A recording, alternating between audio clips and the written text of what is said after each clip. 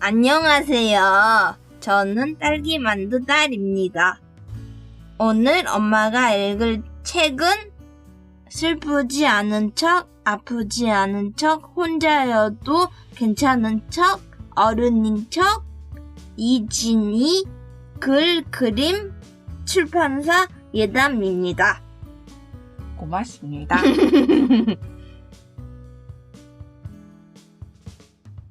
안녕하세요. 딸기만두입니다. 오늘도 제 딸아이가 책 소개는 했습니다. 그래서 저는 작가 소개를 할까 합니다. 작가 이진희님은 닉네임은 늙은 토끼, 좌우명은 아님 말고, 마음은 20살에 멈춰버린 토끼띠 여자 사람, 남편과 늙은 고양이 한 마리와 함께 살며 글을 쓰고 그림을 그린다. B형의 다혈질 성격을 가졌으나 A형 같은 소심함도 넘쳐나는 다소 예민한 성격의 소유자. 둔해지고 싶은 게 꿈이다. 한때 하루라는 닉네임으로 하루 일러스트 홈페이지를 운영하며 하루일기 1, 하루일기 2, 하루 다이어리를 썼고 현재는 블로그를 운영하며 사람들과 소통하고 있다.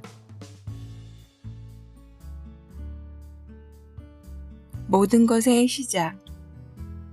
누군가를 설득하기 이전에 가장 먼저 이해시켜야 하는 것은 나 자신입니다. 누군가를 감동시키려면 가장 먼저 나 자신을 감동시켜야 합니다. 누군가를 이기려 하기 전에 가장 먼저 나 자신을 이겨야 합니다. 누군가를 사랑하기 이전에 가장 먼저 나 자신을 사랑할 줄 알아야 합니다. 흔들리는 나 자신 위에 세운 모든 것은 모래성과 같습니다. 잊지 마세요.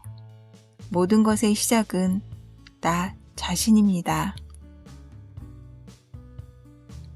100%는 없다. 햇빛은 비타민 D를 생성해서 구루병, 충치, 골절을 예방해주고 면역력을 증강시켜주지만 기미와 주름을 생기게 한다.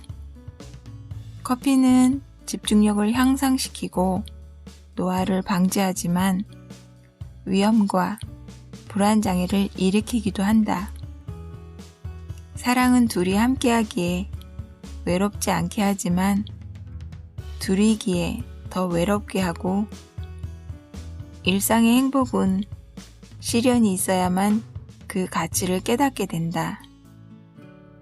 사람도 인간관계도 행운도 악운도 세상 어느 것 하나도 100% 나쁘기만 하거나 100% 좋기만 한 것은 없다. 7살의 나에게 네 탓이 아니야. 네 탓이 아니란다. 일어날 일들은 어떻게든 일어나게 되어 있어. 네가 화상을 입은 후 엄마와 아빠는 더 자주 말다툼을 하셨겠지.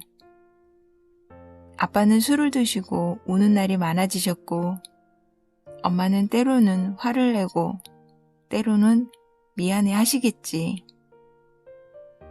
그렇다고 그게 다 네 탓은 아니란다. 살다 보면 내가 막을 수 없는 일들이 생겨나. 그런 일들은 누구의 탓도 아니란다. 그건 그냥 일어난 일일 뿐. 지나가는 일일 뿐 아무것도 아니란다. 아무 힘도 없는 것들이란다. 어쩌면 긴 터널 같은 시간을 보내게 될지도 몰라. 그렇지만 힘내. 그 시간이 지나고 나면 너는 너를 좋아하는 친구들을 만나게 될 거야. 조금 더 용기를 내렴. 눈이 나빠 칠판 글씨가 보이지 않으면 손을 들고 이야기하렴. 선생님, 칠판이 안 보이는데 앞자리로 바꿔주세요. 눈이 나쁜 건 네 잘못이 아니란다. 친구들이 너에게 팔이 왜 그래? 라고 물으면 이렇게 설명해 주렴. 이건 뜨거운 물이 닿아서 생긴 거야. 이젠 아프지 않아. 친구들은 처음 보는 흉터가 궁금해서 묻는 것뿐이란다. 모르는 것이 있으면 선생님께 이야기하렴. 선생님, 한 번 더 설명해 주세요. 이해가 잘 안 돼서요. 그건 부끄러운 게 아니란다. 다 지나가는 과정이란다. 이 다음에 어른이 되면 웃으면서 떠올릴 추억일 뿐이란다. 다 잘 될 거란다. 행복해질 거란다. 나는 너니까. 내가 하는 말들을 믿는다면 네 자신을 믿어보렴. 나는 지금 행복하단다. 너는 곧 그렇게 될 거란다. 나이 먹으면 알게 되는 것들. 나이를 먹으면 알게 되는 것들이 있다.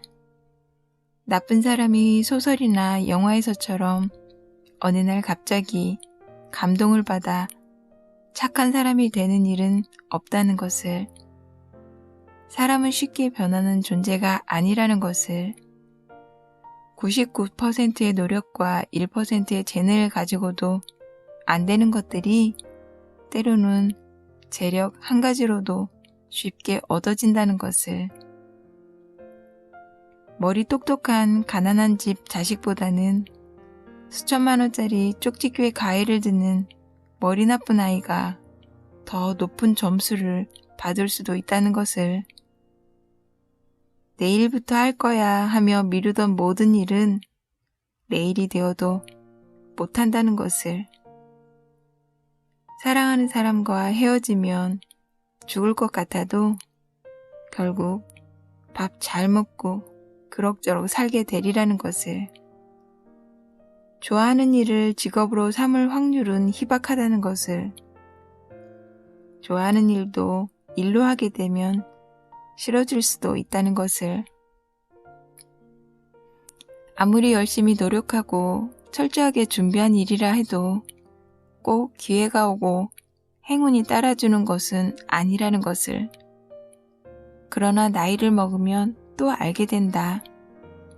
기회도 행운도 준비되지 않은 사람 앞에서는 그냥 지나간다는 것을. 멀리 뛰기. 다른 사람들에 비해 유난히 당신 스스로가 작아 보인다면 당신은 지금 잘하고 있는 것이고, 지금 당신이 두렵다면 당신은 무언가를 잘 하고 싶어 하는 것이며, 스스로가 답답하게 느껴지기 시작했다면 당신은 지금 스펀지처럼 빨아들일 준비가 되어 있는 것이다. 당신 자신이 움츠려 들었다 해서 너무 힘들어하지 말기를. 그것은 단지 멀리 뛰기 위한 준비 동작일 뿐이니까. 마음이 힘들 때 사람은 가장 많이 발전하는 법이다. 그 아이 이야기. 그 아이는 엄마가 둘이라고 했다. 어렸을 때 새엄마가 집안일을 시키며 학교에도 못 가게 했다고 한다. 아이가 커서 결혼했을 때 친엄마는 그제야 같이 살자며 찾아왔단다. 어려운 살림에 입만 하나 더 늘어난 셈이었다. 아이는 작은 일에도 친엄마에게 화를 냈다. 아이는 해준 것이 없이 집만 대는 엄마가 원망스러웠다. 친엄마도 새엄마도 누구 하나 아이를 보듬어주는 이 없었고, 그 긴 시간은 고스란히 원망으로 남았다. 세월이 흘러 아이의 친엄마가 몇 해를 앓다가 세상을 떠났다. 아이는 어쨌든 마지막까지 최선을 다했다. 고마운 거라곤 낳아주는 것밖에 없는 엄마지만 그렇게 엄마를 떠나보냈다. 난 어렸을 때 엄마가 왜 그렇게 할머니에게 모질게 대하는지 이해할 수가 없었다. 그래서 오히려 할머니 편에서 엄마를 원망하기도 하고 그만 좀 하라며 화를 내기도 했다. 세상에서 제일 크고 세상에서 제일 무섭고 세상에서 가장 따뜻했던 우리 엄마가 이제야 그저 안아주고 싶은 상처 많은 아이로 보이는 나이가 되었다. 나는 엄마가 다음 세상에도 울 엄마가 되어주길 바라지는 않는다. 단지 다음 세상에는 정말 좋은 엄마 만나서 아주 많은 사랑과 이쁨 받으면서 행복하게 살았으면 좋겠다. 너 하나쯤은 모르고 살아도 괜찮다. 우리가 아이 없이 살 것 같다고 엄마에게 처음 말씀드렸을 때 안 된다고, 그래도 아이는 있어야 한다고 강경하게 반대할 줄 알았던 엄마가 조용히 딱 한마디 하셨다. 그래, 괜찮다. 너 하나쯤은 모르고 살아도 괜찮다. 의외로 엄마는 덤덤했고 나는 눈물이 났다. 우리 엄마 많이 힘들었나 보다. 2번이나 뜨거운 물에 빠진 딸내미 살려내느라 그 힘든 거 행여 내가 또 겪을까봐 안타깝기보다는 안심이 되었나 보다. 정말 힘들어서 나에게는 겪게 하고 싶지 않았나 보다. 이런 생각이 들어 마음이 또 아프고 아팠다. 언젠가라는 위험한 말. 언젠가 부모님 모시고 해외여행 가고 싶어. 언젠가 우리 함께 펜션 운영하면서 같이 늙어가자. 언젠가 우리 모두 성공하면 같이 봉사도 하자. 언젠가라는 말 뒤에는 항상 조금은 불가능한, 조금은 멀리 있는, 조금은 하기 힘든 일이 붙는다. 조금만 낮추고 조금만 당기면 언젠가라는 말과 함께 사라질 그 일들이 당장 이번 주말에도 할 수 있는 현실이 될 수 있지 않을까. 우리는 이미 알고 있으니까 언젠가는커녕 내일도 어떻게 될지 모르는 게 인생인걸. 오늘이 그 언젠가일지도 모른다는 걸. 이런 사람, 말을 잘하는 사람보다 말을 잘 들어주는 사람, 농담을 잘하는 사람보다 재미없는 농담에도 잘 웃어주는 사람, 요리를 잘 하는 사람보다 맛없는 요리도 맛있게 먹어주는 사람, 자신으로 가득 채운 사람보다는 남이 들어와 앉을 자리를 늘 비워두는 사람을 사람들은 더 좋아하기 마련이다. 저런 사람, 나 재미있으려고 상대방 약점으로 농담하고 내 맘 편하자고 상대방 자존심 상하게 하는 도움을 주고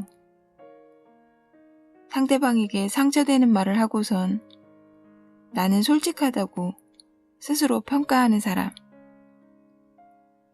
세상이 뒤집어져도 나는 옳다고 생각하는 사람.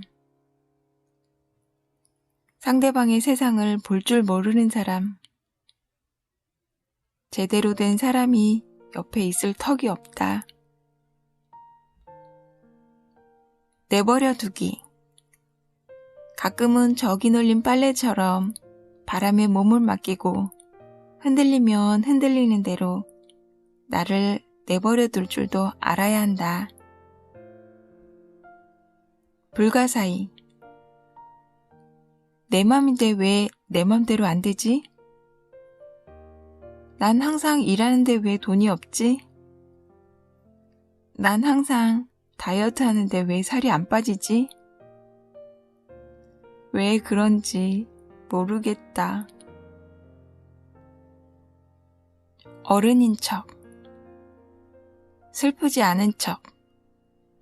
아프면서 아프지 않은 척. 힘들면서 힘들지 않은 척.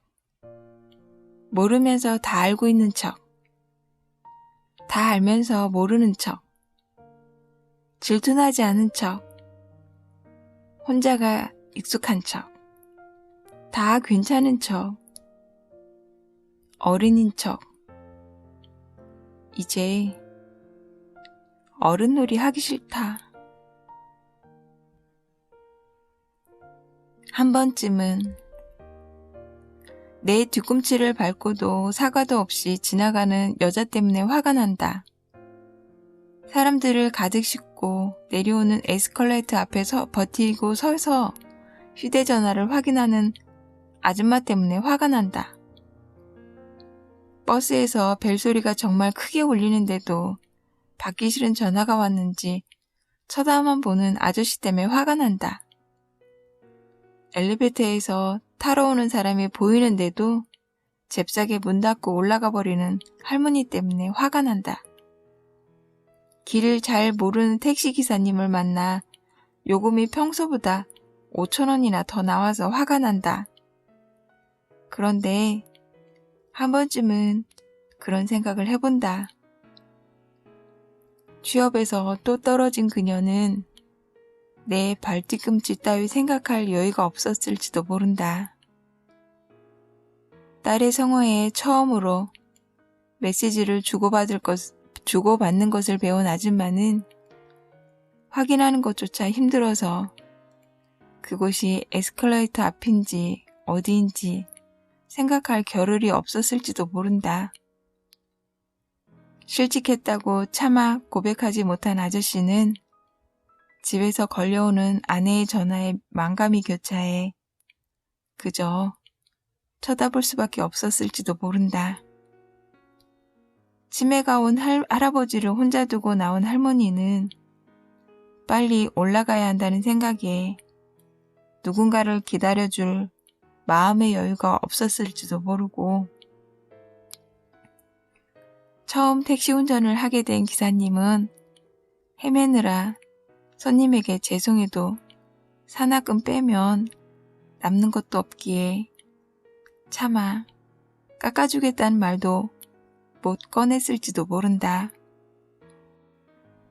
길에서 만나는 수많은 사람들, 누구 하나 아무 일 없이 하루를 보내는 사람이 없다. 알고 보면 누구에게나 사정이 있고 이야기가 있다. 한 번쯤은 그렇게 생각해 볼 때가 있다. 나는 박쥐일까? 나쁘지 않으면서 착하지도 않은, 불의를 보면 못 참지만 깡패에게 덤빌 배짱은 없는, 담배는 싫지만 담배 피우는 학생에게 피우지 말라고 말할 용기는 없는,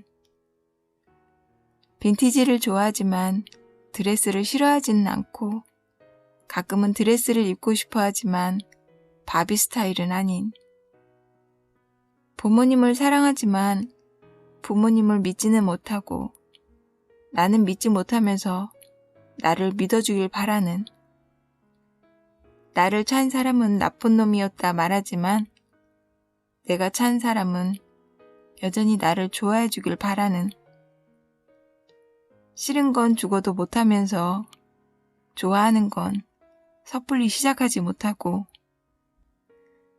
내가 못하는 건 신중해서 그런 것이지만 남이 시작 못하는 건 판단력이 떨어져서 그런 거고, 누군가를 평가하고 비난하길 좋아하면서 비난을 받을라 치면 도망갈 구멍을 만들어 놓는 나.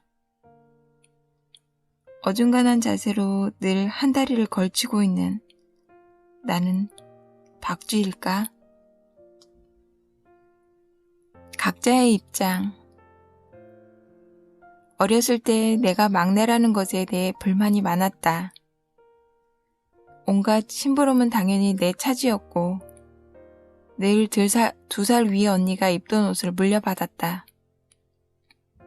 외아들이자 장남인 오빠는 우리가 누리지 못하는 모든 것을 누리고 살았다. 대학 시절엔 언니를 보고 내 생각은 많이 바뀌었다. 언니는 공부를 잘했지만 오빠 대학 등록금 때문에 실업계 고등학교에 갔고 취업해서 받은 월급은 또 고스란히 내 대학 등록금에 보태야 했다. 언니는 중간에 끼어서 자기 것 하나 갖지 못하고 뺏기기만 했다. 오빠 역시 우리 생각처럼 다 누리고 산 것은 아니라고 했다. 맞으란 이유로 늘 기대와 책임감에 눌려 있었다. 그림을 좋아해서 미대에 가고 싶었던 꿈도 접고 부모님이 원하는 대학과 학과에 가야 했다. 우리 삼남매도 각자의 입장을 자세히 들여다보면 그냥 보이는 것과는 달랐던 것 같다. 작은 집안의 삼남매도 이렇게 각자의 입장이 다른데 세상 어느 누구에 대해 잘 알지 못하면서 함부로 말할 수 있을까? 세상 누구도 그 사람의 입장이 되어보기 전에는 모르는 것이다. 언제나 좋은 나이. 30의 나는 김광석의 30 즈음의 노래를 참 좋아했다. 마치 내 주제곡인 양 그 노래를 들으며 맞아 그랬다. 청춘이 지나간 양, 하루하루 똑같은 날을 보내는 양, 다시 좋은 날은 돌아오지 않을 것처럼 41에 돌아보니 그렇게 한창인 나이 30에 늙은이처럼 굴었던 내가 우습다. 30쯤의 노래는 지금도 좋다. 그것을 40쯤에 라고 바꿔도 이상할 것 하나 없이 여전히 즐겨 듣는다. 나는 41에 비로소 청춘이 지나간 양, 하루하루 똑같은 날을 보내는 양, 좋은 날이 정말 지나간 것처럼 우울해한다.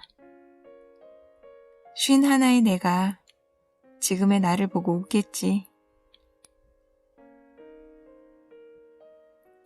즐기는 법. 하고 싶은 게 있으면 바로바로 배우러 다니는 편이라 캘리그라피도 배우러 다녔고 바리스타 학원도 다녔고 비누 만들기도 배웠고 이탈리아 요리도 배우러 다녔다. 그런데 문제는 늘 배우면서 즐겁지가 못하다는 것. 자꾸 주변을 둘러보고 비교하게 되고 남들보다 못하며 우울해지고 잘해야 한다는 압박감에 시달린다. 시험을 보러 온 것도 아니고 학점을 받는 것도 아닌데 그냥 하고 싶어서 하러 온 것뿐인데 나 즐기는 법을 잃어버린 게 아닐까?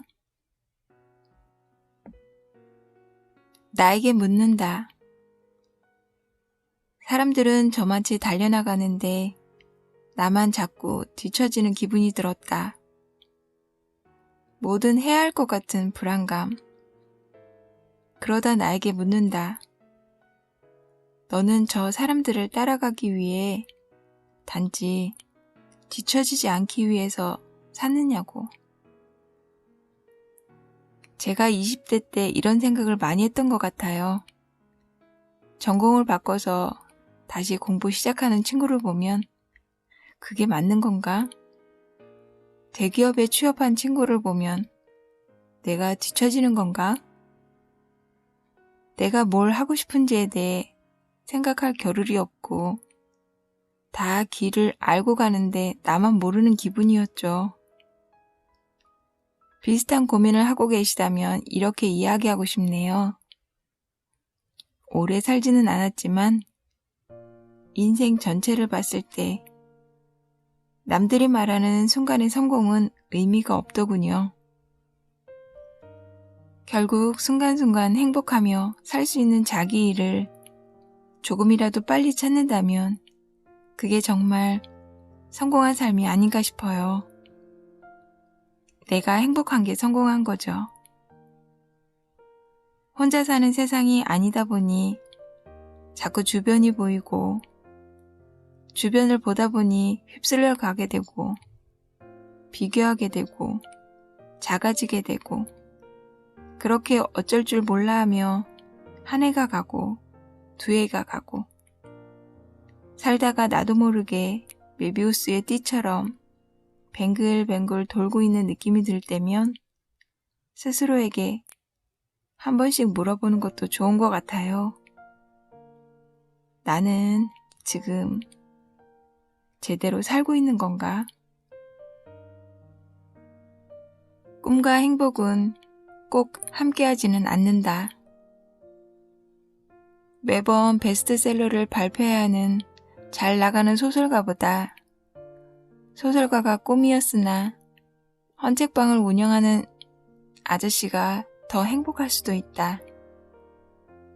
화려한 무대에 서서 노래하면서도 늘 인기에 연연하는 가수보다 노래방만 가면 어떤 일도 성사시키는 노래 잘하는 영업부 김대리가 더 행복할 수도 있다. 다큐멘터리를 찍는 거장 카메라 감독보다 카메라 감독이 꿈이었으나 내 아이의 24시간을 찍는 평범한 직장인 아빠의 일요일이 더 행복할 수도 있다. 꿈이 꼭 직업이 되어야 하는 것은 아니다. 꿈을 이루었다고 해서 꼭 행복해지는 것은 아니라고 한다. 신은 우리가 꿈을 이루었는지에 대한 것보다 우리가 행복한가에 대해 더 많은 관심을 가진다고 한다. 내가 지금 잘 살고 있는지 알고 싶다면 스스로에게 물어보라. 나는 꿈을 이루었나가 아니라 나는 지금 행복한가?